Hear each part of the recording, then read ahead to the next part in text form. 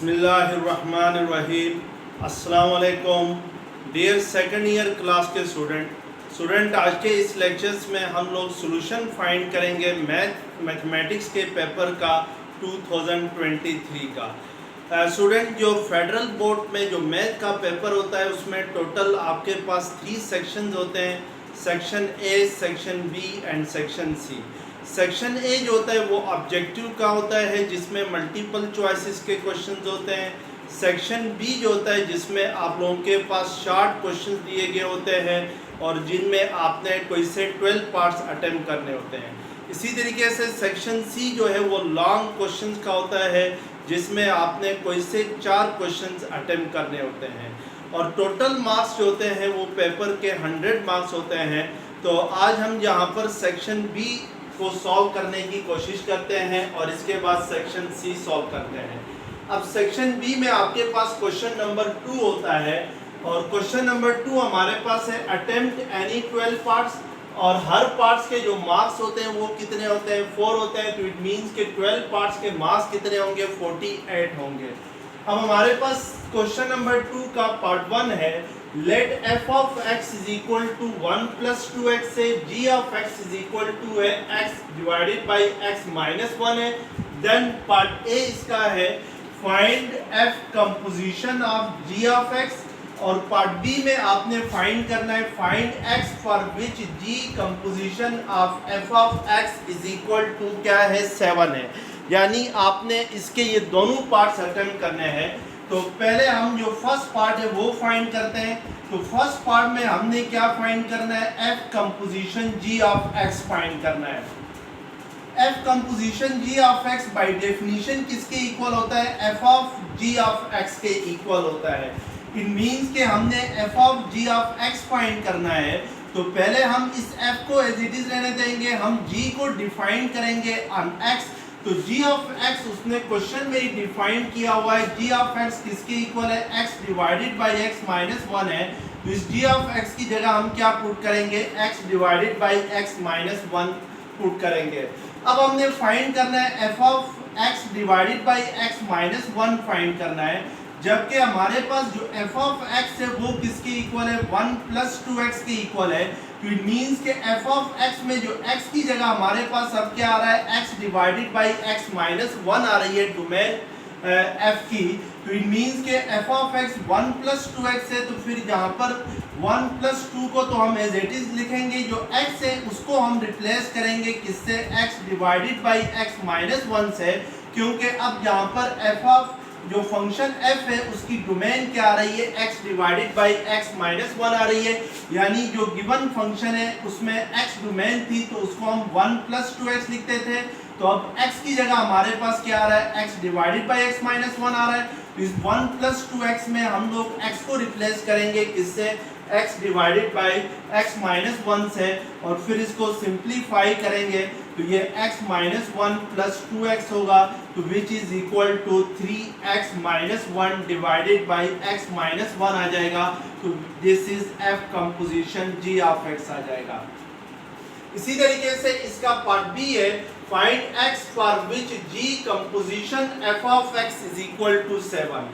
यानी यहाँ पर आपने x की वैल्यू फाइंड करनी है और आपके पास गिवन है g composition f of x किसके इक्वल है, 7 के इक्वल है। तो इट मींस कि हम इसको लिख सकते हैं g composition f of x किसके इक्वल है, 7 के इक्वल है। और by definition g composition f of x किसके इक्वल होता है, g of f of x के इक्वल होता है। इट मींस के दैट इज इक्वल टू 7 होगा। अब हम g को एज इट इज रहने देंगे। f ऑफ x हमारे पास क्या है, गिवन क्वेश्चन में 1 प्लस 2x है, तो इस f ऑफ x की जगह 1 प्लस 2x लिखेंगे। अब g की डोमेन आपके पास आ रही है 1 प्लस 2x आ रही है, और जब g की डोमेन x थी तो g ऑफ x किसके इक्वल था, x divided by x minus 1 के इक्वल था। तो इट मींस के x की जगह अब हमारे पास 1 प्लस 2x आ रहा है। तो इधर हम लोग जो x divided by x minus 1 है इसमें x को रिप्लेस करेंगे 1 प्लस 2x से। तो इस x की जगह 1 प्लस 2x आ जाएगा। डिनोमिनेटर में x माइनस 1 है तो जस्ट x को आपने रिप्लेस करना है 1 प्लस 2x से, क्योंकि अब g की डोमेन क्या है, 1 प्लस 2x है तो -1 एज इट इज आ जाएगा, इज इक्वल टू क्या आ जाएगा 7 आ जाएगा। अब इस इक्वेशन को हम सिंप्लीफाई करके x की वैल्यू फाइंड करेंगे तो 1 और -1 कैंसिल हो जाएंगे, तो ये 1 plus 2x divided by 2x is equal to क्या आ जाएगा 7। तो यहाँ से 1 plus 2x is equal to 14x, तो यहाँ से 14x minus 2x is equal to 1 आ जाएगा, तो which is 12x is equal to 1, तो x इज इक्वल टू क्या आ जाएगा 1/2 आ जाएगा। तो this is part B of question number 2 part 1, यानी क्वेश्चन नंबर 2 का पार्ट 1 का पार्ट बी का आंसर हो। अब पार्ट 2 आपके पास है क्वेश्चन नंबर 2 का, f of x इक्वल है 7 minus 4x when x is less than 1 and f of x is equal to x square plus 2 when x is greater than or equal to 1 है। इस question के भी दो parts हैं। Part A है explain whether limit x approaches to 1 f of x exists and part B है discuss the continuity at x is equal to 1 है। तो पहले हम स्टूडेंट ये देखते हैं क्या limit x approaches to 1 f of x exist करती है कि नहीं करती है। उसके लिए स्टूडेंट आपने ये पढ़ा हुआ है, यानी यूनिट 1 के अंदर के किसी भी फंक्शन की लिमिट तब एग्जिस्ट करती है जब लेफ्ट हैंड लिमिट इक्वल हो किसके, राइट हैंड लिमिट के इक्वल हो। तो इसका मतलब है कि हम इसकी पहले लेफ्ट हैंड लिमिट लेते हैं, तो लेफ्ट हैंड लिमिट क्या होगी, इसकी लिमिट x अप्रोचेस टू 1 के ऊपर में क्या लगाऊंगा, माइनस लगाऊंगा। तो इट मींस कि x अप्रोच कर रहा है 1 को from left hand side of 1। इसका मतलब ये है कि x 1 को अप्रोच कर रहा है फ्रॉम स्मॉलर वैल्यूज ऑफ 1। तो then what is f of x, हम ये चेक करते हैं। तो इट मींस कि x अप्रोच कर रहा है 1 को from left hand side of 1। जैसे आपके पास ये नंबर लाइन है तो ये 0 है, लेट्स सपोज ये 1 है, ये 2 है। अगर x अप्रोच कर रहा हो 1 को फ्रॉम लेफ्ट साइड ऑफ 1 तो इट मींस कि x जो होगा वो लेस देन 1 होगा, और x जब लेस देन 1 होता है तो उस वक्त फंक्शन किसके इक्वल होता है, 7 माइनस 4x के इक्वल होता है। तो इट मींस कि हम यहाँ पे f ऑफ x की जगह क्या पुट करेंगे, 7 माइनस 4x पुट करेंगे। अब लिमिट अगर हम पुट करते हैं तो 7 माइनस 4 इंटू इस x की जगह हम क्या पुट करेंगे 1, तो 7 माइनस 4 क्या होता है 3 होता है। तो इट मींस के लेफ्ट हैंड लिमिट आपके पास क्या आ जाएगी 3 आ जाएगी। इसी तरीके से अब आपने राइट हैंड लिमिट फाइंड करनी है, तो राइट हैंड लिमिट के लिए हम क्या करेंगे कि limit x approaches to 1 plus 1 के ऊपर प्लस ये डिनोट कर रहा है कि x जो है वो 1 को अप्रोच कर रहा है फ्रॉम राइट साइड ऑफ 1, यानी जो x से बड़ी वैल्यूज हैं उनकी तरफ से x जो है वो 1 को अप्रोच कर रहा है। तो इट मींस कि यहाँ पर जो है x के ऊपर जो एक कंडीशन है कि x इज ग्रेटर देन 1 होगा, तो x इज ग्रेटर देन और इक्वल टू 1 हो तो उस वक्त फंक्शन क्या होता है आपके पास x स्क्वायर प्लस 2 के इक्वल होता है। तो अब अगर हम लिमिट फाइंड करते हैं तो ये 1 प्लस 2 इज इक्वल टू 3 आ जाएगा। अब यहाँ पे देखें कि लेफ्ट हैंड लिमिट इक्वल है किसके, राइट हैंड लिमिट के इक्वल है, क्योंकि लेफ्ट हैंड लिमिट भी 3 आ रही है, राइट हैंड लिमिट भी 3 आ रही है। तो this implies that limit x approaches to 1 f of x exist, यानी जो लिमिट x अप्रोचेस टू 1 है f ऑफ x एग्जिस्ट कर रहा है, and limit x approaches to 1 f of x किसके इक्वल होगी, फिर 3 के इक्वल होगी। तो दिस इज द उसने पार्ट ए में कहा हुआ है explain whether x approaches to 1 f of x exist. तो आपने कहना है yes because left hand limit equal to right hand limit, therefore limit x approaches to f of x approaches to 1 f of x exist कर रही है। अब हमने student इसका पार्ट 2 में हम पार्ट बी है, पार्ट बी क्या है, discuss the continuity at x is equal to 1। आपने यूनिट 1 के अंदर पढ़ा है कि कोई भी फंक्शन कंटिन्यूअस होता है जब उसमें 3 कंडीशन सेटिस्फाई हो रही हो। फर्स्ट कंडीशन क्या है कि f ऑफ 1 को डिफाइंड होना चाहिए। सेकंड कंडीशन क्या है कि limit x approaches to f of x exist करनी चाहिए। और थर्ड कंडीशन क्या है कि f ऑफ 1 इक्वल होना चाहिए limit x approaches to 1 f of x के। तो अब हम इसकी कंटिन्यूटी चेक करने के लिए सबसे पहले हम f ऑफ 1 डिफाइंड होता है कि नहीं होता है ये चेक करेंगे। f ऑफ 1 मींस के x जो होगा वो किसके इक्वल होगा, 1 के इक्वल होगा। तो x इज एक्चुअली 1 होगा, तो इट मींस के इक्वलिटी की कंडीशन जो आ रही है वो इस फंक्शन में x is greater than or equal to 1 हो, तो फिर f ऑफ x क्या होता है, x स्क्वायर प्लस 1 होता है। तो इट मींस कि जब x 1 के इक्वल होता है तो f ऑफ x किसके इक्वल होता है, x स्क्वायर प्लस 1 के इक्वल होता है by the given function. Then what is f of 1, यानी x की जगह हम 1 पुट करेंगे तो 1 का स्क्वायर प्लस 1 होगा, तो दैट इज इक्वल टू क्या आ जाएगा, 2 आ जाएगा। तो इट मींस के f ऑफ 1 और सॉरी ये x स्क्वायर प्लस 2 है, नॉट x स्क्वायर प्लस 1 है, तो ये आपके पास क्या आ जाएगा, 3 आ जाएगा। तो इट मींस के f ऑफ 1 किसके इक्वल आ गया है, 3 के इक्वल आ गया। तो सेकंड कंडीशन ये है कंटिन्यूटी के लिए कि limit x approaches to 1 f of x exist करनी चाहिए। तो इसको हमने पार्ट ए में भी किया था और ये एग्जिस्ट कर रही है और ये किसके इक्वल आ रही है। जो सेकंड कंडीशन है वो है आपके पास limit x approaches to 1 f of x exist, यानी ये एग्जिस्ट कर रही है कि नहीं कर रही है। और ये एग्जिस्ट कब करती है, जब लेफ्ट हैंड लिमिट इक्वल और राइट हैंड लिमिट के। तो हमने पार्ट 1 के अंदर इसको किया है, तो इट मींस के limit x approaches to 1 f of x किसके इक्वल आ रहा है, 3 के इक्वल आ रहा है। और थर्ड कंडीशन ये है कंटिन्यूटी के लिए कि f ऑफ 1 इक्वल होना चाहिए किसके, limit x approaches to 1 f of x के इक्वल होनी चाहिए। f ऑफ 1 हमारे पास क्या है, 3 है, और limit x approaches to 1 f of x भी किसके इक्वल है, 3 के इक्वल है। तो इट मींस कि तीनों कंडीशंस कंटिन्यूटी की क्या कर रही है, यहाँ पे सेटिस्फाई हो रही है। तो इसका मतलब है कि f ऑफ x क्या होगा, कंटिन्यूअस होगा at x is equal to 1, यानी जो x इज इक्वल टू 1 पे ये f ऑफ x क्या होगा, कंटिन्यूअस होगा। तो इस तरीके से हम इस दोनों पार्ट्स को क्या करेंगे, अटेम्प्ट करेंगे।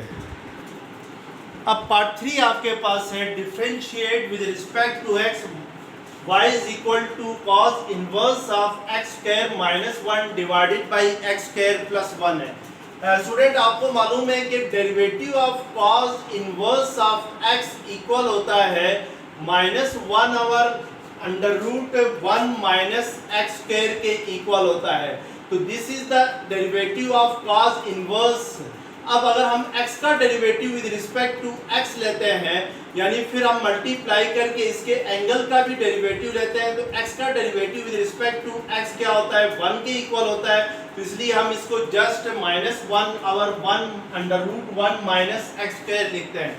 अब इसको यूज करते हुए आपने यहाँ पर y का डेरिवेटिव लेना है विद रिस्पेक्ट टू x, तो dy बाई dx होगा। राइट हैंड साइड पे आपके पास cos inverse of x square minus 1 divided by x square plus 1 है, तो इसका डेरिवेटिव लेना है। अब यहाँ पे देखें जो फार्मूले में जो x है उसकी जगह आपके पास x स्क्वायर माइनस 1 और x स्क्वायर प्लस 1 है।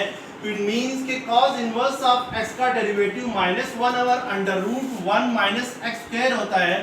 तो cos inverse of x square minus 1 divided by x square plus 1 का डेरिवेटिव होगा minus 1 over under root x square minus 1 over x square plus 1 whole square होगा। और क्योंकि इस x की जगह आपके पास यहाँ पे क्या है, x square minus 1 over x square plus 1 है, फिर into derivative of x square minus 1 over x square plus 1 होगा। इस x की जगह यानी derivative of x with respect to x की जगह आपके पास derivative of x square minus 1 over x square plus 1 होगा।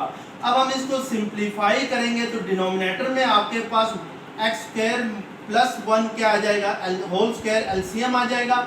ये x स्क्वायर प्लस 1 इसके साथ मल्टीप्लाई होगा तो ये x power 4 plus 2x square plus 1 होगा, यानी हम x square plus 1 whole square को एक्सपेंड करेंगे। फिर माइनस, अब x square minus 1 whole square को एक्सपेंड करते हैं तो आपके पास ये x power 4 minus 2x square plus 1 होता है। अगर मैं ये ब्रैकेट हटा दूं तो ब्रैकेट के बाहर माइनस का साइन है, तो इससे साइन क्या हो जाएंगे, चेंज हो जाएंगे। अब ये x पावर 4 ये x power minus x power 4 cancel हो जाएंगे, ये प्लस 1 माइनस 1 के साथ कैंसिल हो जाएगा। और नोमिनेटर में आपके पास जहाँ पे क्या रह जाएगा, सिंप्लीफाई करने के बाद ये आपके पास रह जाएगा -1/√, ये 2x² + 2x² क्या रह जाएगा 4x² के इक्वल होगा, और डिनोमिनेटर में x² + 1 होल स्क्वायर आएगा, इनटू आपने डेरिवेटिव लेना है x² - 1/x² + 1 का डेरिवेटिव लेना है। तो इसको मैं फिलहाल यहाँ पे एज इट इज लिखता हूँ। अब अगर मैं x² - 1/x² + 1 का डेरिवेटिव लेता हूं तो यहाँ पर हमें क्वोशंट लॉ का यूज करना होगा। क्वोशंट लॉ क्या होता है कि डिनोमिनेटर का स्क्वायर लेना है, यानी x² + 1 का, और उसको नोमिनेटर में एज इट इज लिखना है, और नोमिनेटर में जो फंक्शन है x² - 1 इसका डेरिवेटिव लेना है। तो x² का डेरिवेटिव 2x होगा और -1 का डेरिवेटिव क्या होगा 0 होगा, क्योंकि 1 जो है वो कांस्टेंट है। इसी तरीके से फिर माइनस करके अब x² - 1 को एज इट इज लिखना है, यानी जो नोमिनेटर में फंक्शन है, और डिनोमिनेटर वाले फंक्शंस का डेरिवेटिव लेना है। तो डिनोमिनेटर में क्या फंक्शन है x² + 1 है, तो x² + 1 का डेरिवेटिव क्या होगा आपके पास 2x होगा।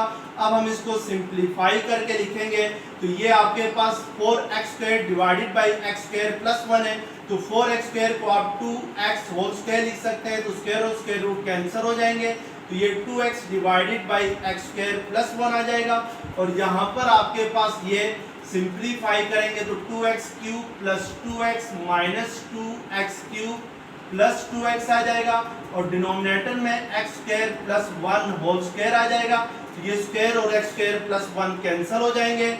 और मजीद इसको सिंप्लीफाई करने से 1/2x इंटू ये 2x³ - 2x³ कैंसिल, तो ये 4x / x² + 1 रह जाएगा नीचे, और ये x के साथ कैंसिल, 2 2s are 4, तो इट मींस कि ये -2/x² + 1 इसका क्या आ जाएगा गिवन फंक्शंस का डेरिवेटिव आ जाएगा। तो इस तरीके से हम इसका डेरिवेटिव लेंगे।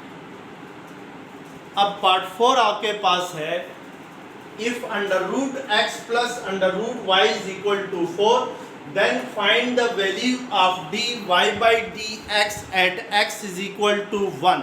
यानी आपके पास इक्वेशन गिवन है √x + √y किसके इक्वल है 4 के इक्वल है, और आपने dy/dx की वैल्यू फाइंड करनी है एट x = 1 पे।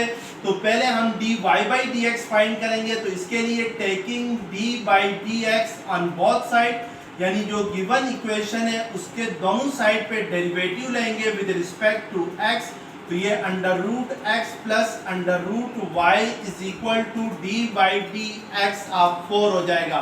अब √x का डेरिवेटिव स्टूडेंट होता है 1/2 इंटू √x होता है, और √y का डेरिवेटिव होता है 1/2 इंटू √y होता है। फिर इस y का derivative with respect to x क्या होगा dy/dx होगा, और राइट हैंड साइड पे 4 का डेरिवेटिव क्या होगा 0 होगा, बिकॉज 4 इज कांस्टेंट। अब हम यहाँ पर dy/dx फाइंड करेंगे, तो 1/2 into √y as it is रहेगा इंटू dy/dx, और 1/2 इंटू √x सेकेंड साइड पे जाके क्या होगा आपके पास माइनस होगा, तो ये 2 और ये 2 कैंसिल, तो इट मींस कि dy/dx किसके इक्वल आ जाएगा -√y/√x आ जाएगा, क्योंकि √y सेकेंड साइड पे जाके 1 के साथ मल्टीप्लाई होगा।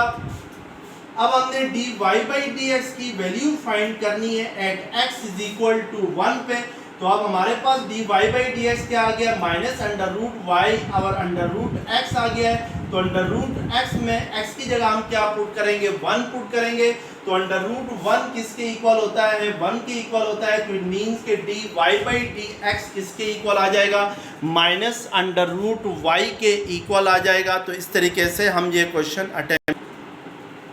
अब हमारे पास पार्ट 5 है, show that e⁻x + h = e⁻x (bracket) into 1 + h + h² divided by 2 factorial plus h³ divided by 3 factorial। इसी तरीके से नेक्स्ट टर्म होगी h⁻4 divided by 4 factorial and so on। आपने लेफ्ट हैंड साइड को राइट हैंड साइड के equal show करना है, तो यहाँ पे स्टूडेंट हम लोग टेलर सीरीज का यूज करेंगे, जो कि आपने एक्सरसाइज 2.8 में पढ़ी है। कि टेलर सीरीज क्या होती है, आपके पास f of x plus h equal होता है f of x plus H into F dash of x plus h square into h square divided by 2 factorial f double dash of x plus h cube divided by 3 factorial f triple dash of x plus so on. अब student अगर हमने Taylor series का use करना है तो हमारे पास f of x plus h किसके इक्वल है, ई पावर एक्स प्लस एच है। इट मीन्स कि हमें एफ ऑफ एक्स चाहिए तो एच को यहाँ पे 0 पुट करेंगे तो एफ ऑफ एक्स किसके इक्वल आएगा, ई पावर एक्स प्लस 0, ई पावर एक्स के ही इक्वल होगा। तो इट मीन्स के एफ ऑफ एक्स किसके इक्वल आ जाएगा, ई पावर एक्स के इक्वल आ जाएगा। अब हमने F dash of x find करना है तो इसका डेरिवेटिव ई पावर एक्स का डेरिवेटिव क्या होता है, ई पावर एक्स ही होता है। इसी तरीके से सेकंड ऑर्डर डेरिवेटिव फाइंड करना है यानी F double dash of x find करना है तो एफ डैश का हम अगेन एक और डेरिवेटिव लेंगे तो ई पावर एक्स का डेरिवेटिव ई पावर एक्स ही होगा। इसी तरीके से F triple dash of x find करेंगे तो इस ई पावर एक्स का डेरिवेटिव अगेन डेरिवेटिव लेंगे तो that is E power x.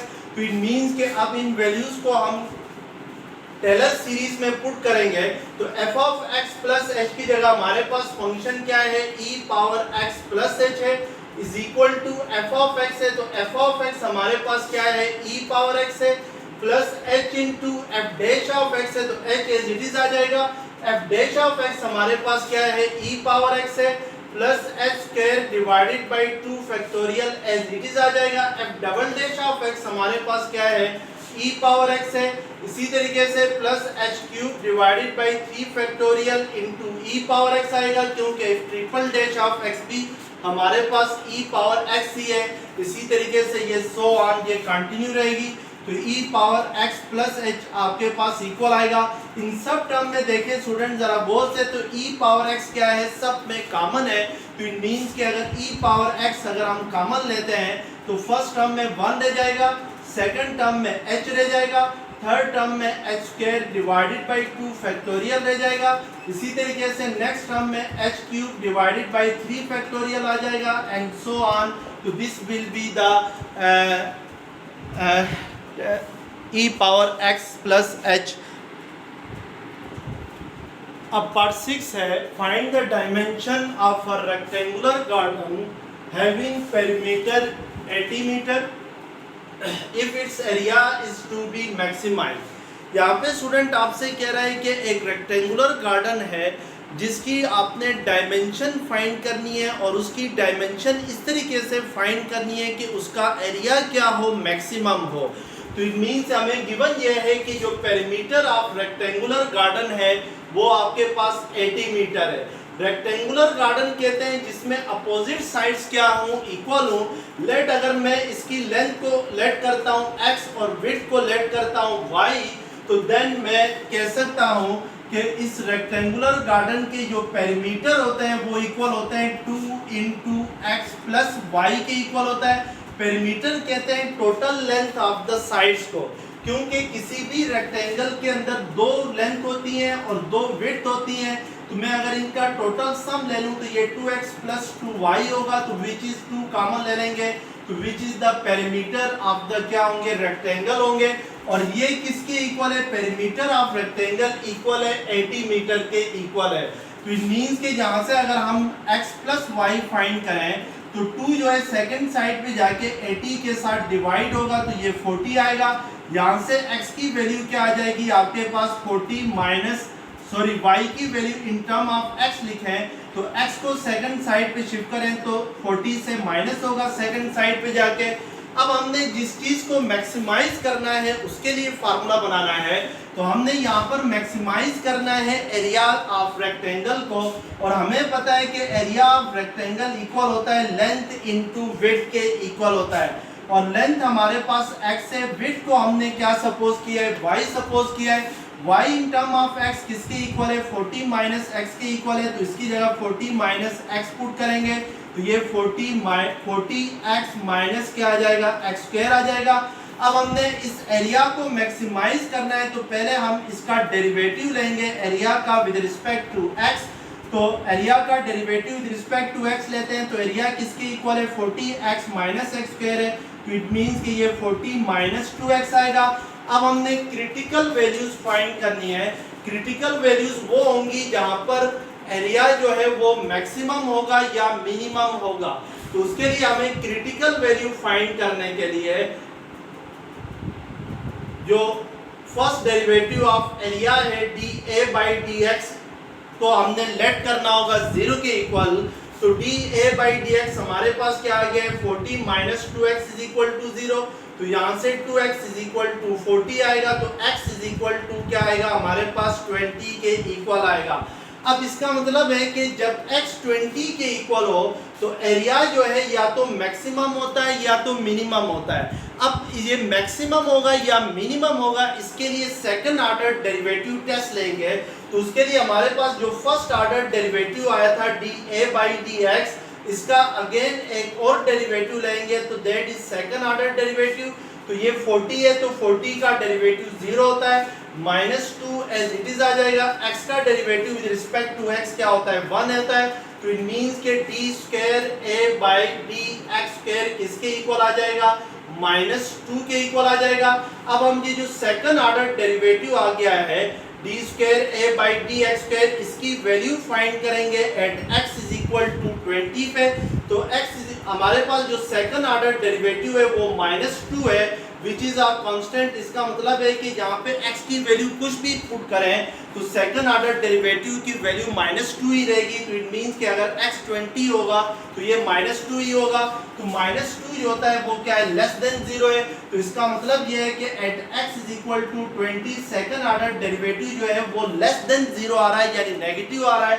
So this implies that A will be maximum at x is equal to क्या होगा 20, यानी x is equal to 20 पे A मैक्सिमम होगा। अब हम सेकंड डायमेंशन यानी विड्थ फाइंड करेंगे। तो विड्थ हमारे पास y किसके इक्वल था 40 माइनस x के इक्वल था, तो ये 40 माइनस 20 होगा। तो इसका मतलब है कि अगर हम लोग इसकी डायमेंशन में लेंथ को 20 रखें और विड्थ को भी 20 रखें तो फिर जो एरिया होगा वो क्या होगा मैक्सिमम होगा। तो इस तरीके से हम एरिया को मैक्सिमाइज करेंगे। अब क्वेश्चन नंबर 7 है, क्वेश्चन नंबर 2 का पार्ट 7 है। Find the approximate increase in the volume of a cube if the length of each edge changes from 5 to 5.02 centimetre. यहाँ पे स्टूडेंट आपसे कह रहा है कि जो वॉल्यूम ऑफ अ क्यूब है, यानी एक क्यूब का जो वॉल्यूम है उसमें कितना इंक्रीज आएगा अगर उसकी जो एजेस हैं उनमें चेंज करें फ्रॉम 5 to 5.02 सेंटीमीटर। यानी अगर हम 0.02 सेंटीमीटर एजिस को बढ़ा दें, इंक्रीज करें। एजिस कहते हैं लेंथ, विड्थ और हाइट को, क्योंकि क्यूब के अंदर ये तीन चीज़ें होती है, लेंथ होती है, विड्थ होती है और हाइट होती है। अगर हम इनके एजिस की जो लेंथ है वो 5 से इंक्रीज करके 5.02 सेंटीमीटर कर दें तो फिर जो वॉल्यूम में इंक्रीज आएगा वो कितना आएगा। अब हमें पता है कि स्टूडेंट की जो वॉल्यूम ऑफ अ क्यूब होता है वो किसके इक्वल होता है, वो इक्वल होता है length into width into height के। और क्यूब में लेंथ, विड्थ और हाइट हमेशा क्या होती हैं, आपस में इक्वल होती हैं। तो इसका मतलब है कि अगर लेंथ को मैं x कहूँ तो विड्थ भी x होगी और हाइट भी क्या होगी, x होगी। तो वॉल्यूम ऑफ अ क्यूब क्या होगा, x क्यूब आ जाएगा, x क्यूब के इक्वल आएगा। अब हमने चेंज इन वॉल्यूम फाइंड करना है और जो डेरिवेटिव है वो हमेशा किसको रिप्रेजेंट करता है, चेंज को रिप्रेजेंट करता है। तो इट मींस कि अगर हम dv/dx करें तो ये किसके इक्वल होगा, ये 3x² के इक्वल होगा। यहाँ से जो वॉल्यूम में चेंज आएगा वो क्या आएगा, dx सेकंड साइड पे जाके 3x² इनटू dx के इक्वल होगा। तो इट मींस के जो वॉल्यूम में चेंज है वो dv है, यानी यहाँ पे dv रिप्रेजेंट कर रहा है चेंज इन वॉल्यूम को। ये किसके इक्वल है, 3x² इनटू dx के इक्वल है। dx जो है वो आपके पास रिप्रेजेंट करता है डेल्टा x को और डेल्टा x हमारे पास होता है x2 माइनस x1 के। तो यहाँ पर इनिशियल जो लेंथ थी एजेस की वो इसको हम x1 कंसीडर करते हैं, दैट इज 5। और जो फाइनल लेंथ है of edges that is x2, इसको ये क्या है 5.02 सेंटीमीटर है, तो चेंज इन x क्या आ जाएगा 5.02 माइनस 5 आ जाएगा, तो that is 0.02 centimetre will be change in the edges of the cube. तो फिर वॉल्यूम में क्या चेंज आएगी, ये 3x स्क्वायर है, तो x हमारे पास क्या है 5 है, तो 5 का स्क्वायर dx हमारे पास क्या आ गया है 0.02 के इक्वल आ गया है। तो इसको अगर हम सिंप्लीफाई करें तो 3 इंटू 25 इंटू 2 बाई क्या आ जाएगा 100 आ जाएगा, तो 225 जर 50 होता है, 53 जर 150 बाई 100 आ जाएगा, तो which is equal to 1.50 centimetre cube होगा, क्योंकि ये चेंज इन वॉल्यूम है और चेंज इन वॉल्यूम को हमेशा हम लोग मीटर क्यूब में या सेंटीमीटर क्यूब में या क्यूबिक यूनिट में हम मेजर करते हैं। तो इट मीन्स कि जो इंक्रीज इन वॉल्यूम होगा या चेंज इन वॉल्यूम होगा दैट इज 1.50 मीटर क्यूब होगा, सॉरी सेंटीमीटर क्यूब होगा, क्योंकि आपके पास ये मीटर सेंटीमीटर में गिवन है लेंथ, तो ये सेंटीमीटर क्यूब होगा नॉट मीटर क्यूब होगा, because length are given in centimetre.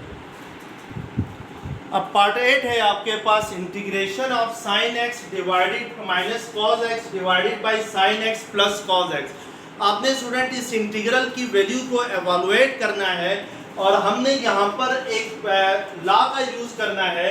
Law हमारे पास क्या है, लेट्स सपोज अगर कोई फंक्शन इस तरीके से है कि f dash of x divided by f of x dx है, यानी डिनोमिनेटर में जो फंक्शन है उसका डेरिवेटिव अगर नोमिनेटर में एग्जिस्ट करता है तो फिर इसकी इंटीग्रेशन इक्वल होती है ln of f of x के इक्वल होती है। अब हमारे पास जहाँ पे डिनोमिनेटर में फंक्शन है sin x plus cos x है और हमें पता है कि sin x plus cos x का अगर डेरिवेटिव ले लें तो sin x का डेरिवेटिव cos x होता है, cos x का डेरिवेटिव क्या होता है माइनस sin x होता है। तो इट मीन्स कि अगर डिनोमिनेटर में जो फंक्शन है उसका डेरिवेटिव नोमिनेटर में एग्जिस्ट करता है तो फिर हम ये फार्मूला यूज कर सकते हैं। तो अब sin x plus cos x का derivative sin cos x minus sin x होता है, जबकि नोमिनेटर में sin x minus cos x है, तो इसके लिए हम नोमिनेटर में माइनस का साइन कॉमन ले लें तो ये cos x minus sin x हो जाएगा। अब divided by sin x plus cos x होगा, dx होगा, यानी ताकि हम ये फार्मूला यूज कर सकें उसके लिए हमने नोमिनेटर में माइनस का साइन क्या लिया है, कॉमन लिया है। अब जो डिनोमिनेटर में फंक्शन है sin x plus cos x उसका derivative cos x minus sin x होता है जो कि नोमिनेटर में एग्जिस्ट करता है। तो इट मींस के इसकी इंटीग्रेशन होगी sin ln of sin x plus cos x होगी और माइनस के साइन को अगर आप प्लस c हम लगाएंगे क्योंकि ये आपके पास इनडेफिनेट इंटीग्रल है, तो minus ln of sin x plus cos x को आप ln of sin x plus cos x whole power -1 plus c लिख सकते हैं, यानी by using the law of power of logarithm, यानी आपके पास ln of x power y किसके इक्वल होता है, y into ln of x के इक्वल होता है। तो इट मीन्स के y into ln of x को आप ln of x power y लिख सकते हैं। तो फिर minus ln of sin x plus cos x को ये इसको अगर -1 भी लिखें तो कोई फर्क नहीं पड़ता है, तो -1 ln के क्या हो जाएगा पावर में चला जाएगा। तो this will be the integration of the given function. अब पार्ट 10 है evaluate integration from minus π/2 to pi cos x/2 dx। Student याद रखें जब भी आपके पास लिमिट ऑफ इंटीग्रेशन गिवन हो तो that is called definite integral. अब यहाँ पे लोअर लिमिट π/2 है, अपर लिमिट पाई है और हमने cos x/2 को इंटीग्रेट करना है। तो cos x/2 को इंटीग्रेट करें तो cos x की इंटीग्रेशन होती है sin x, तो cos x/2 की integration sin x/2 divided by 1/2 होगी और लिमिट्स ऑफ इंटीग्रेशन क्या होंगे π/2 से पाई तक होंगे। याद रखें कि cos ax की इंटीग्रेशन होती है sin ax divided by a होती है, तो a की जगह आपके पास जहाँ पे क्या है 1/2 है, तो इसकी फिर integration sin x/2 divided by 1/2 होगी। तो अब हम लिमिट्स ऑफ इंटीग्रेशन पुट करेंगे तो अपर लिमिट हमारे पास पाई है, तो इट मीन्स कि x की जगह हम पाई पुट करें तो sin π/2 minus sine lower limit pi by 2 है, तो x की जगह पाई बाई 2 डिवाइडेड बाई 2 आ जाएगा। तो ये इसको मजीद सिंप्लीफाई करें तो 1 बाई 2 एज इट इज आ जाएगा। साइन पाई बाई 2 1 होता है, ये पाई बाई 2 डिवाइडेड बाई 2 को आप पाई बाई 4 लिख सकते हैं, और पाई बाई 4 किसके इक्वल होता है? साइन पाई बाई 4 इक्वल होता है 1 बाई अंडर रूट 2 के इक्वल होता है। यानी sine pi by 4 means sign 45 degree, और साइन 45 डिग्री क्या होता है? 1 बाई अंडर रूट 2 होता है। तो इसको आप सिंप्लीफाई कर लें तो कैलकुलेटर के ज़रिए, तो आपके पास इस अब पार्ट 10 है, find the equation of curve for which x square into 2y plus 1 dy by dx is equal to 1। The curve passes through the point 2 and 1। आपसे कह रहा है कि स्टूडेंट के एक कर्व है जिसकी डिफरेंशियल इक्वेशन गिवन है, और आपने उस कर्व की इक्वेशन फाइंड करनी है, और वो कर्व पास कर रही है 2 and 1 से। यानी इसका मतलब है कि x 2 है, y क्या है? 1 है। तो इस पॉइंट से वो कर्व क्या कर रही है? पास कर रही है। अब हमारे पास जो कर्व की डिफरेंशियल इक्वेशन है वो क्या है? X square into 2y plus 1 dy by dx is equal to 1 है। तो अब हम यहाँ पर ये सेपरेबल डिफरेंशियल इक्वेशन है, तो उसके लिए हम dx को सेकंड साइड पे लेके जाएंगे, तो ये 1 के साथ मल्टीप्लाई होगा, और x स्क्वायर सेकंड साइड पे जाके डिवाइड होगा। तो राइट हैंड साइड पे आपके पास क्या रह जाएगा? 2y प्लस 1 इंटू dy रह जाएगा। अब दोनों साइड पे हम इंटीग्रेट करेंगे तो हमारे पास इक्वेशन ऑफ कर्व आएगी। तो इंटीग्रेटिंग बोथ साइड, तो ये 2y प्लस 1 dy की इंटीग्रेशन आ जाएगी लेफ्ट हैंड साइड पे, और राइट हैंड साइड पे dx divided by x square की इंटीग्रेशन आ जाएगी। अब 2y प्लस 1 की इंटीग्रेशन करते हैं, तो y की integration with respect to y क्या होगी? y स्क्वायर बाई 2 होगी, और प्लस 1 है तो 1 की इंटीग्रेशन y होती है। राइट हैंड साइड पे dx divided by x square है, तो अगर एक्स स्क्वायर को मैं नोमिनेटर में शिफ्ट करूं तो x पावर -2 होता है। तो यहाँ पर हम power law of integration use करेंगे, x power n plus 1 divided by n plus 1 होता है। तो अब आपके पास n यहाँ पे -2 है, तो इट मीन्स कि ये x power -2 plus 1 divided by -2 plus 1 plus क्या होगा? c होगा।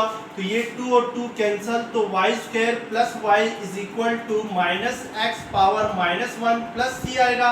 अब हमने स्टूडेंट की ये हमारे पास पॉइंट गिवन है 2 and 1, जिसके कोऑर्डिनेट्स हैं 2 and 1, x कोऑर्डिनेट 2 है, इट मींस कि y कोऑर्डिनेट क्या है? 1 है। इस पॉइंट की मदद से हम लोग क्या करेंगे? जो कांस्टेंट c है उसकी वैल्यूज फाइंड करेंगे। तो put x is equal to 2 and y is equal to 1 in this equation, यानी आपने इस पॉइंट को इस इक्वेशन में पुट करना है। तो y की जगह आपने 1 पुट करना है, तो ये 1 प्लस 1 माइनस x की जगह क्या पुट करना है? 2, तो ये आप x पावर -1 को 1 ओवर x भी लिख सकते हैं, तो 1 ओवर 2 प्लस c होगा।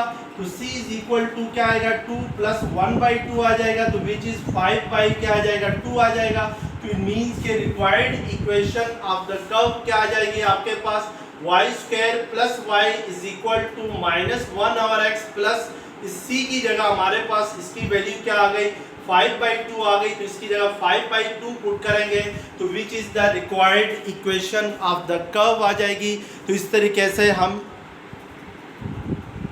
अब क्वेश्चन नंबर 2 का पार्ट 11 है, find the equation of a straight line making equal intercept on the axis and passes through the point 4 and 4। Student आपके सामने यहाँ पर फिगर में क्वेश्चंस के अंदर ही फिगर बनाई है उसने, कि फिगर के अंदर एक इक्वेशन ऑफ स्ट्रेट लाइन दी गई है, ये स्ट्रेट लाइन दी गई है। इस स्ट्रेट लाइन की आपने क्या करनी है? इक्वेशन फाइंड करनी है। और इस यहाँ पर कंडीशन दे रहा है क्वेश्चन में कि जिसके जो इंटरसेप्ट हैं वो इक्वल है। इंटरसेप्ट मींस के ये जो लाइन जो है जो एक्स एक्सिस को यहाँ पे इंटरसेक्ट करेगी, that is called x intercept. And ये जो लाइन वाई एक्सिस को जिस पॉइंट पे इंटरसेक्ट करेगी वो पॉइंट क्या कहलाएगा? वाई इंटरसेप्ट कहलाएगा। तो इट मींस कि this point is x intercept है इस लाइन का, और ये जो पॉइंट है ये आपके पास क्या है? वाई इंटरसेप्ट है इस लाइन का। अब आपसे कह रहा है कि x इंटरसेप्ट और y इंटरसेप्ट आपस में क्या है, इक्वल है। तो लेट्स सपोज मैं अगर इस पॉइंट को a एंड 0 कह दूं तो याद रखें कि x इंटरसेप्ट के ऊपर y हमेशा 0 होता है, x कुछ ना कुछ होता है, और y इंटरसेप्ट पे x हमेशा 0 होता है, y कुछ ना कुछ होता है। तो उसने कहा हुआ है कि x इंटरसेप्ट और y इंटरसेप्ट आपस में इक्वल है, तो इट मींस कि y इंटरसेप्ट भी a के इक्वल होगा अगर हम x इंटरसेप्ट को भी क्या कंसीडर करते हैं, a कंसीडर करते हैं। इसका मतलब है कि स्टूडेंट आपके पास ये जो x एक्सिस के अंदर लाइन अलोंग जो लाइन का डिस्टेंस होगा इसको हम a कहेंगे, और y एक्सिस के अलोंग ये वाला जो डिस्टेंस है ये भी किसके इक्वल है, a के इक्वल है। अब किसी भी इक्वेशन, किसी भी स्ट्रेट लाइन की इक्वेशंस फाइंड करने का फार्मूला है कि y minus y1 is equal to m into x minus क्या है, x1 है। अब यहाँ पर x1 और y1 जो आपके पास गिवन है वो पॉइंट गिवन है, उसके कोऑर्डिनेट्स x1 और y1 कहलाएंगे, यानी जो 4 4 है इस लाइन के ऊपर एक पॉइंट हमारे पास गिवन है, दैट इज 4 4। इट मींस के x1 भी 4 है, y1 भी क्या है आपके पास 4 है। आपको क्या चाहिए, m चाहिए, where m is slope. m किस चीज को शो कर रहा है, स्लोप को शो कर रहा है। तो हम पहले स्लोप फाइंड करेंगे। तो स्लोप हमेशा राइज डिवाइडेड बाय किसके इक्वल होता है, रन के इक्वल होता है।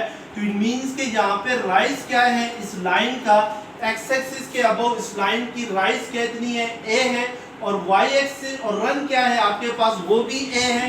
लेकिन एक बात याद रखें स्टूडेंट के, यहाँ पर ये जो लाइन है ये x एक्सिस के साथ, यानी जो पॉजिटिव x एक्सिस है इसके साथ ये जो वाला जो एंगल बना रही है, ये एंगल जो है ये alpha let's suppose greater than 90 degree है।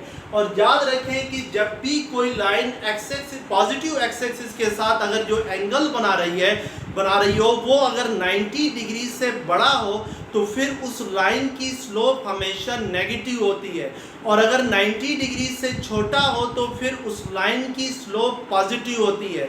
अगर 90 डिग्री के इक्वल हो तो फिर स्लोप जो है वो अनडिफाइंड होती है, और अगर 0 के इक्वल हो तो फिर स्लोप क्या होती है, 0 हो जाती है। तो इसलिए हमारे पास यहाँ पर ये जो लाइन है ये x एक्सिस के साथ जो एंगल बना रही है हमें नजर आ रहा है कि वो 90 डिग्री से बड़ा है। तो इट मींस कि इसकी स्लोप क्या होगी आपके पास, नेगेटिव होगी। तो a और a कैंसिल हो जाएगा क्योंकि x इंटरसेप्ट और y इंटरसेप्ट आपस में क्या है, इक्वल है। तो इट मींस कि स्लोप यानी m किसके इक्वल आ जाएगा, -1 के इक्वल आएगा। अब हम इक्वेशन ऑफ लाइन फाइंड करते हैं। तो y माइनस y1 हमारे पास क्या है, 4 है, और m हमारे पास क्या आ गया, -1 आ गया, x माइनस x1 भी हमारे पास क्या है, 4 है। तो ये y minus 4 minus x plus 4 हो जाएगा। तो ये y plus x minus 8 is equal to क्या आ जाएगा, 0। This is the line of the equation whose x intercept and y intercept are equal and passes through the point 4 4। अब part 12 है, forward value of k, the following lines are concurrent. अब आपके पास जहाँ पे 3 डिफरेंट लाइंस की equations given है, आपने ये बताना है कि इधर k की वैल्यू क्या रखें कि ये तीनों लाइंस आपस में क्या हों, कंकरेंट हों। कंकरेंट स्टूडेंट वो लाइन होती हैं जो एक ही पॉइंट पर आपस में मीट करती हैं। लेट्स सपोज अगर 3 लाइंस हैं, 3 लाइंस अगर एक ही पॉइंट पे आपस में मीट करती हैं, ये लाइन 1 है, ये लाइन 2 है, ये लाइन 3 है, ये तीनों आपस में मीट करती हैं लेट्स सपोज इस पॉइंट M पे, तो फिर ये तीनों लाइंस क्या कहलाएंगी, कंकरेंट लाइन कहलाएंगी।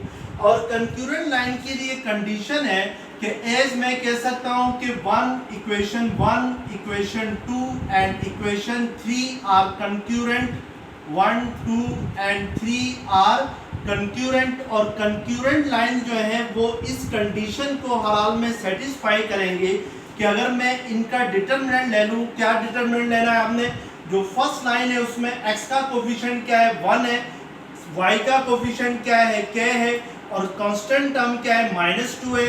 सेकंड लाइन में x का कोफिशिएंट क्या है, 2 है, y का कोफिशिएंट -1 है, और कांस्टेंट टर्म 4 है। थर्ड लाइन में x का कोफिशिएंट 1 है और -11 है, y का कोफिशिएंट और कांस्टेंट टर्म क्या है, 14 है। और अगर मैं इनका डिटरमिनेंट ले लूँ और डिटरमिनेंट किसके इक्वल आ जाए, 0 के इक्वल आ जाए, तो फिर ये तीनों लाइंस आपस में क्या कहलाती है, कंक्यूरेंट कहलाती हैं, क्योंकि उसने यहाँ पे क्वेश्चन में कहा हुआ है कि ये कंक्यूरेंट है और आपसे कह रहा है कि ये आपने k की वैल्यू फाइंड करनी है।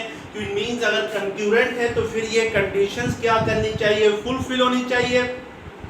तो हम इस कंडीशन के जरिए क्या करेंगे, k की वैल्यू फाइंड करेंगे। तो हम पहले इसका डिटरमिनेंट लेते हैं। तो 1 है फर्स्ट एंट्री, तो 1 जिस रो में है और जिस कॉलम में है उसको छोड़ना है।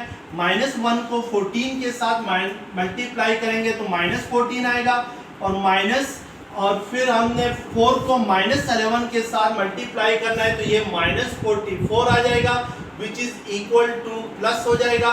इसी तरीके से सेकंड है, यानी हम यहाँ पर एक्सपेंड कर रहे हैं फ्रॉम रो 1, तो रो 1 की जो सेकंड एंट्री है दैट इज k, तो k के साथ नेगेटिव साइन आएगा। k जिस कॉलम में है, जिस रो में है, इसको डिलीट करना है। 2 को 14 के साथ मल्टीप्लाई करना है तो 28 होगा, -4 1 ज़र क्या होगा, 4 होगा।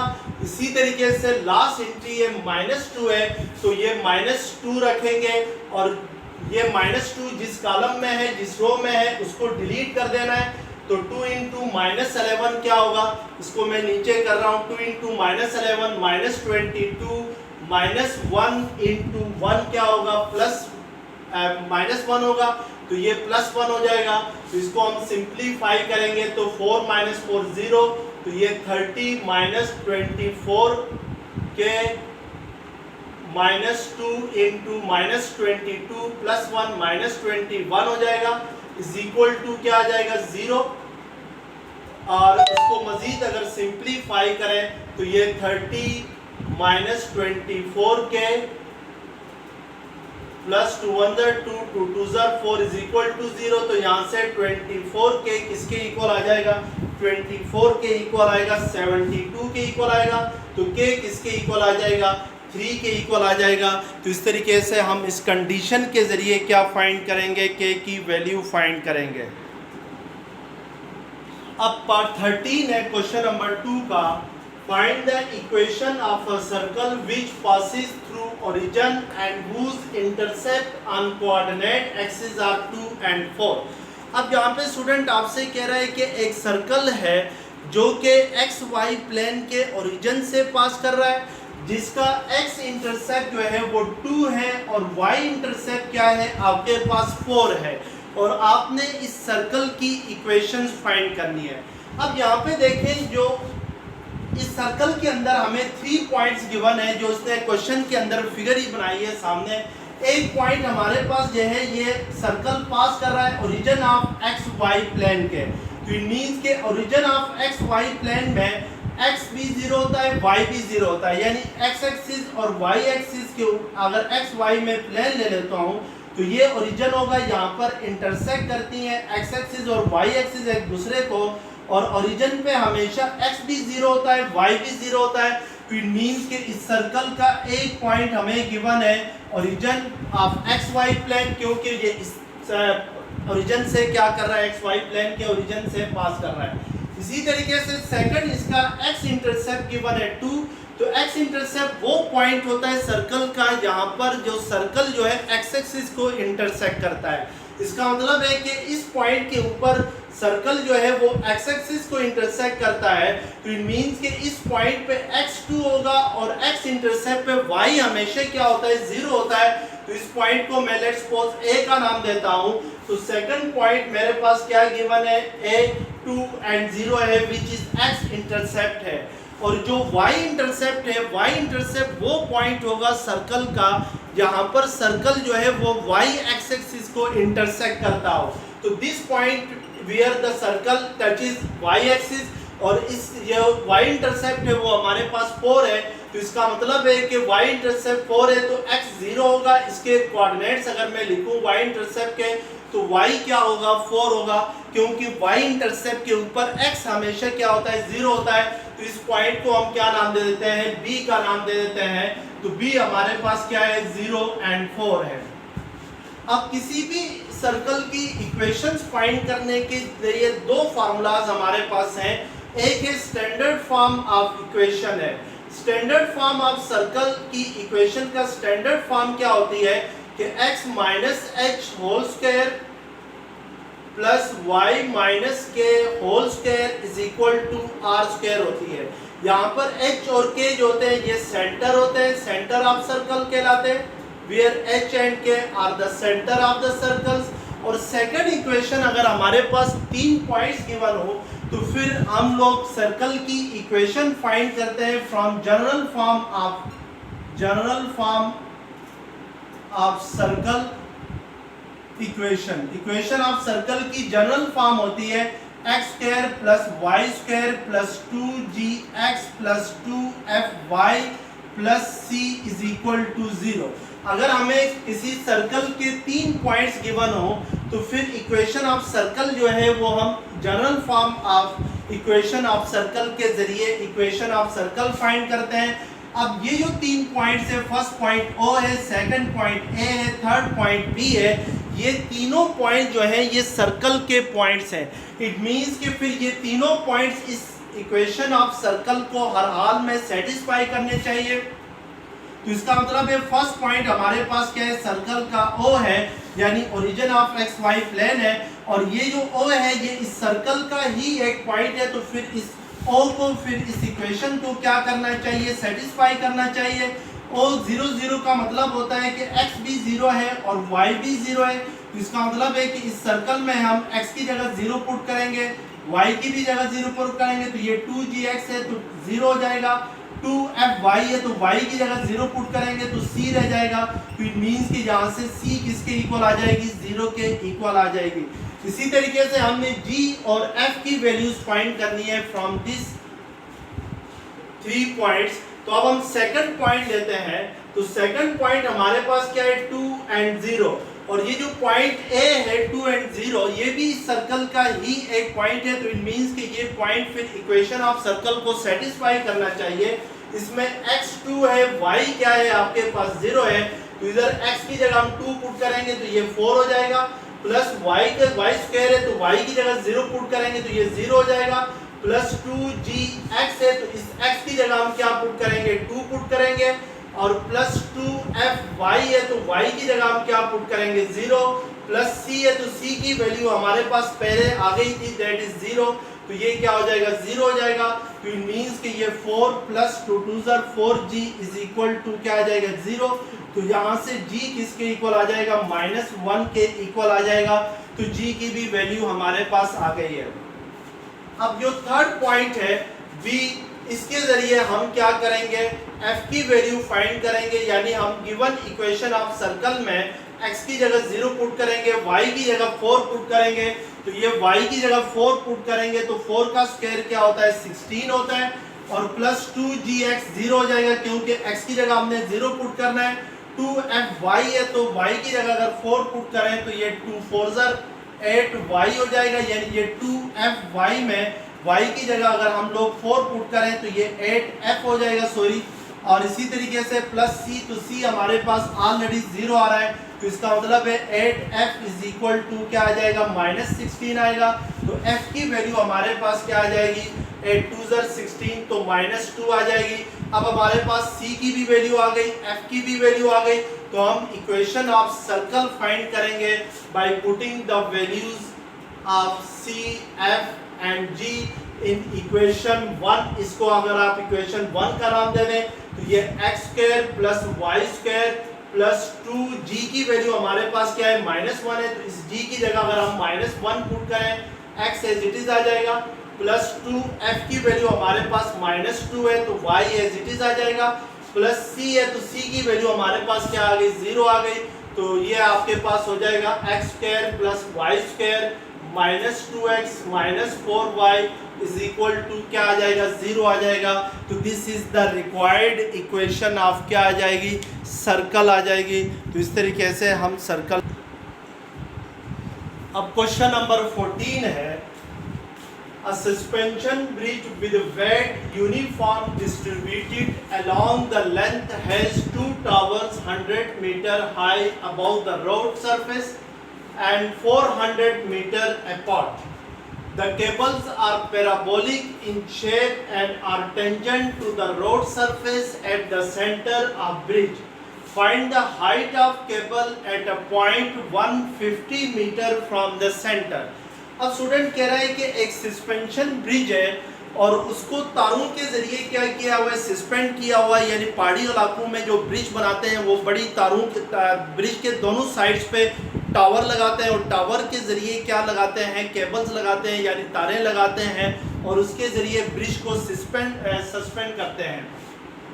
अब यहाँ पर आपसे कह रहा है कि जो जिस टावर के साथ ब्रिज को सस्पेंड किया गया है उन टावर्स की जो हाइट है वो कितनी है। लेट्स सपोज ये आपके पास केबल है, ये क्या है जो ब्लैक है आपके पास केबल है और इस केबल के हमने यहाँ पर दो टावर्स लगाए इस ब्रिज के दोनों एंड्स पे और इन टावर्स की जो हाइट है वो कितनी है, 100 मीटर है। एक इस एंड पे टावर है, सेकंड टावर इस एंड पे है।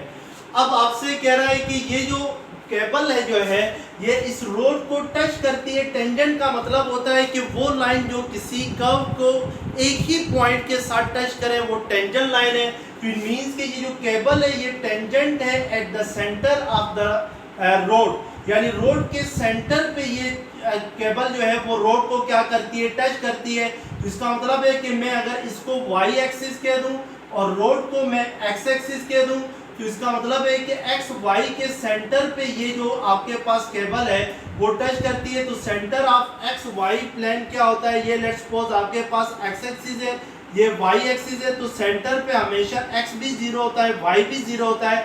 तो इट मींस कि यहाँ पर एक्स भी 0 होगा और वाई भी 0 होगा।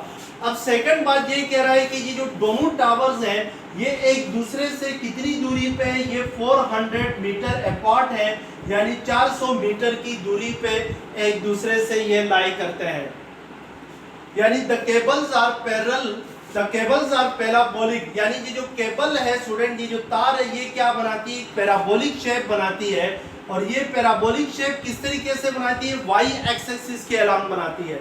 इसका मतलब है कि इस पैराबोला का जो डायरेक्ट्रिक्स होगा, जो वर्टेक्स होगा और जो डायरेक्ट्रिक्स होगी और जो फोकस होगा वो ऑन वाई एक्सिस लाई करेगा। यानी इसका मतलब यह है कि इसका वर्टेक्स कहाँ पर है, जहाँ पर ये जो केबल जो है ये रोड को टच करती है वो इस पैराबोला का क्या होगा, वर्टेक्स होगा। और जहाँ पर इसका फोकस वाई एक्सिस के ऊपर यहाँ पर कहीं पे लाई करेगा, क्योंकि जो केबल जो पैराबोला है उसका जो माउथ है वो ओपन हो रहा है, किसकी साइड पे, वाई एक्सिस के अलॉन्ग ओपन हो रहा है। अब आपसे कहता है कि find the height of the cable at 150 metre apart from centre. फर्ज करें ये केबल का सेंटर है, रोड के सेंटर से 150 मीटर दूरी पे। मैं अगर कहता हूँ लेट्स सपोज ये जो पॉइंट ए है this is 150 metre apart from the centre of the cable या रोड है।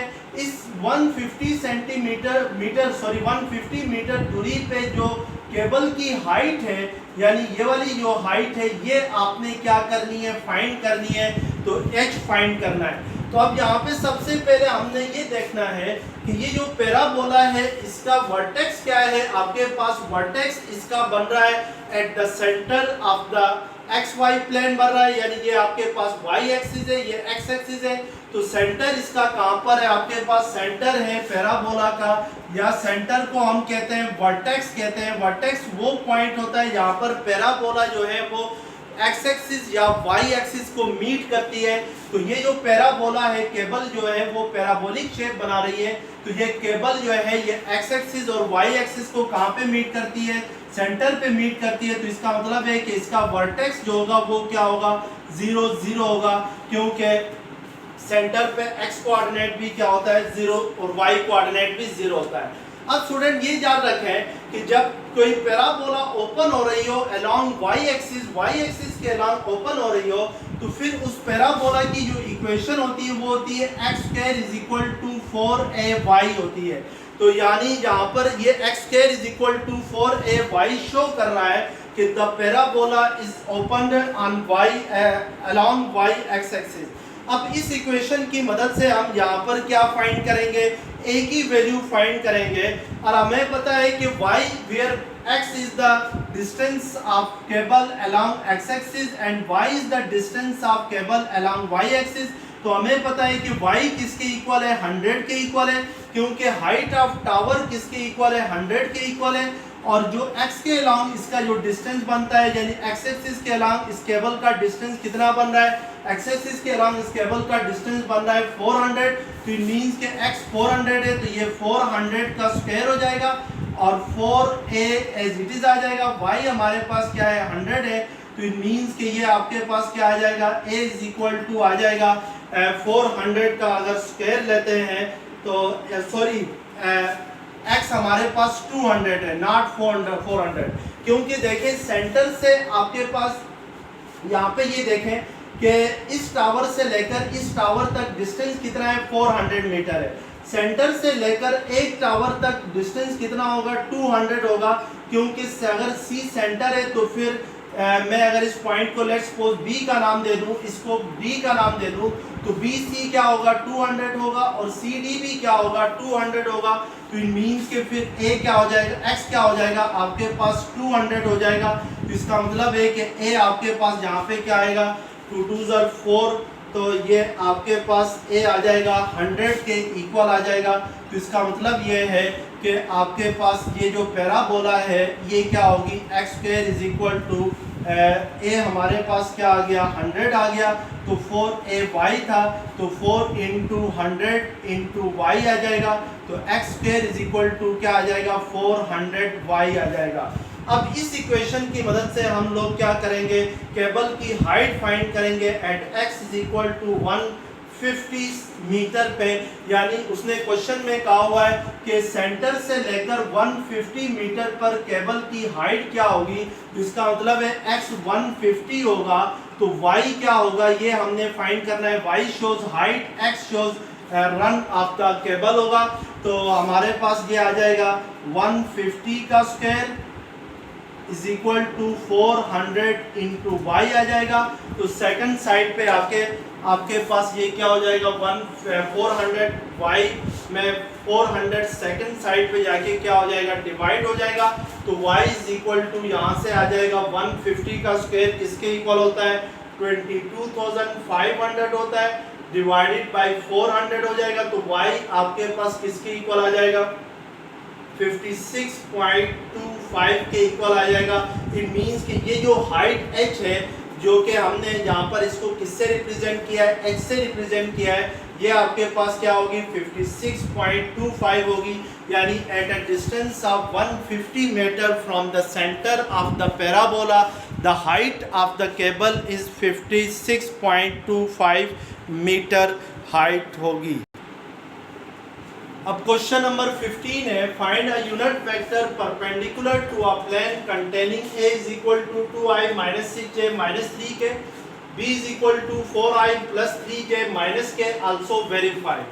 एक यूनिट वेक्टर फाइंड करना है स्टूडेंट जो कि इस प्लेन के ऊपर परपेंडिकुलर हो जिसमें a और b है। यानी हमारे पास लेट्स सपोज ये एक प्लेन है, ये x एक्सिस है, ये y एक्सिस है, और इस प्लेन में वेक्टर ए बी है और वेक्टर बी भी है, और आपने वो यूनिट वेक्टर फाइंड करना है जो इस प्लेन के ऊपर परपेंडिकुलर हो और जिसमें ए और बी क्या हो मौजूद हो। तो याद रखें कि हम ए क्रॉस बी लेते हैं, तो ए क्रॉस बी जो है वो एक ऐसा वेक्टर है जो कि परपेंडिकुलर होगा to the plane containing A and B. तो इसका मतलब है कि हम जस्ट यहाँ पर a और b का क्रॉस प्रोडक्ट लेंगे।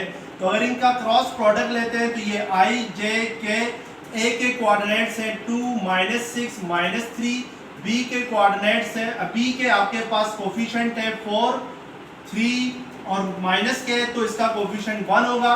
तो अब इसका क्रॉस प्रोडक्ट लेते हैं, तो i फर्स्ट रो से एक्सपेंड करते हैं, i head into -6 -1 6 minus plus 9 हो जाएगा, माइनस j इंटू डिटरमिनेंट लेते हैं इसका, तो j जिस कॉलम में जिस रो में उसको डिलीट करना है 2 इंटू -1 -2 प्लस 12 हो जाएगा, और प्लस k इंटू अब k जिस कॉलम में जिस रो में उसको डिलीट करना है 2 3 6 माइनस प्लस 4 6 24 हो जाएगा। अब इसको सिंप्लीफाई करना है तो 6 + 9 15i माइनस 10j प्लस 30 क्या होगा, k होगा, 6 + 24. This is the vector which is perpendicular to the plane containing a and b.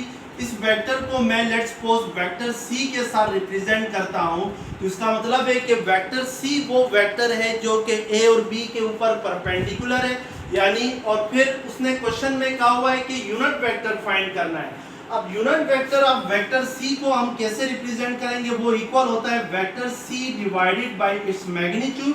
तो वेक्टर c की मैग्नीट्यूड फाइंड करके अगर उसको उसकी मैग्नीट्यूड से डिवाइड करते हैं तो हमारे पास यूनिट वेक्टर आता है। तो पहले हम इसकी मैग्नीट्यूड फाइंड करते हैं वेक्टर c की, तो ये अंडर रूट 15i है, तो 15 का स्क्वायर प्लस माइनस 10 का स्क्वायर प्लस 30 का स्क्वायर होगा। 15 का स्क्वायर क्या होता है, 225 होता है, प्लस 100 होता है, माइनस 900 होता है। और अगर मैं इनका फिर स्क्वायर रूट ले लूँ तो ये 1225 आ जाएगा, तो विच इज इक्वल टू जो कि आपके पास इक्वल आ जाएगा 1225 का स्क्वायर रूट 35 आएगा। तो इट मीन्स के आपके पास यूनिट वेक्टर होगा 15i minus 10j plus 30k divided by, यानी c की जगह हम ये वेक्टर पुट करेंगे और इसकी मैग्नीट्यूड क्या आ गई, 35 हो गई। तो this is the unit vector which is perpendicular to the plane containing a and b। अब स्टूडेंट उसने कहा हुआ है कि वेरीफाई भी करें, कि वेरीफाई मींस क्या, बाकी ये परपेंडिकुलर वेक्टर है कि नहीं है, यानी ये जो वेक्टर c आ गया है जो कि a क्रॉस b के इक्वल है, ये क्या a और b की जो a और b के ऊपर परपेंडिकुलर है कि नहीं है, ये चेक करना है। अब क्योंकि हमें यहाँ पर पता है कि वेक्टर c जो है वो परपेंडिकुलर है टू द प्लेन, यानी उस प्लेन के ऊपर जिसमें a और b है, इसका मतलब है वेक्टर c फिर a के ऊपर भी परपेंडिकुलर होगा, वेक्टर c b के भी ऊपर परपेंडिकुलर होगा। और हमें पता है कि दो परपेंडिकुलर वेक्टर्स का डॉट प्रोडक्ट अगर हम ले लें तो वो हमेशा क्या आता है, 0 के इक्वल आता है। इसका मतलब है वेक्टर c का मैं डॉट प्रोडक्ट अगर a के साथ ले लूं तो ये भी 0 होना चाहिए, और अगर b के साथ ले लूं तो ये भी 0 होना चाहिए। तो तब हम ये कह सकते हैं कि vector c is perpendicular on a and b। तो वेक्टर c आपके पास क्या है, 15i minus 10j plus 30k है, और डॉट वेक्टर a क्या है, 2i minus 6j plus minus 3k है। तो अब इनका डॉट प्रोडक्ट ले लें तो 15 2 30 माइनस प्लस 60 और माइनस 30 इंटू 3 क्या होगा, 90। तो विच इज क्या हो जाएगा, 0।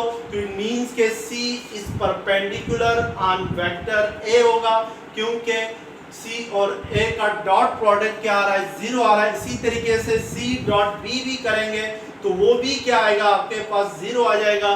तो इट मीन्स के इसकी वेरिफिकेशन भी आपके सामने हो गई। अब पार्ट 16 है, prove that in a triangle ABC c square is equal to a square plus b square minus 2ab cos c है।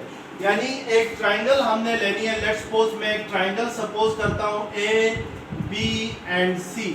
ये एंगल a है, this is angle b and this is angle c है। एक vertex a की opposite side को small a कहेंगे, vertex b की opposite side को स्मॉल b, और वर्टेक्स c की अपोजिट साइड को हम क्या कहेंगे, स्मॉल c कहेंगे। अब हमें पता है स्टूडेंट कि मैं बी ए डॉट बी ए ले लूँ तो बाई वेक्टर एडिशन बी ए किसके इक्वल होता है, बी ए इक्वल होता है आपके पास बी सी माइनस ए सी के इक्वल होता है। यानी वेक्टर एडिशंस के मुताबिक हेड टू टेल रूट के मुताबिक अगर हम इसको ऐड करें तो यहाँ से बी सी किसके इक्वल आ जाएगा, बी सी इक्वल आएगा ए सी प्लस बी ए के इक्वल आ जाएगा। यानी बी सी हमारे पास क्या है, ये है, तो ये ए सी प्लस बी सी करते हैं तो आपके पास क्या आता है, ए बी या बी ए आता है। तो इस तरीके से हम वेक्टर एडिशन के थ्रू लिख सकते हैं बी ए किसके इक्वल आ जाएगा, बी सी माइनस ए सी के इक्वल आएगा।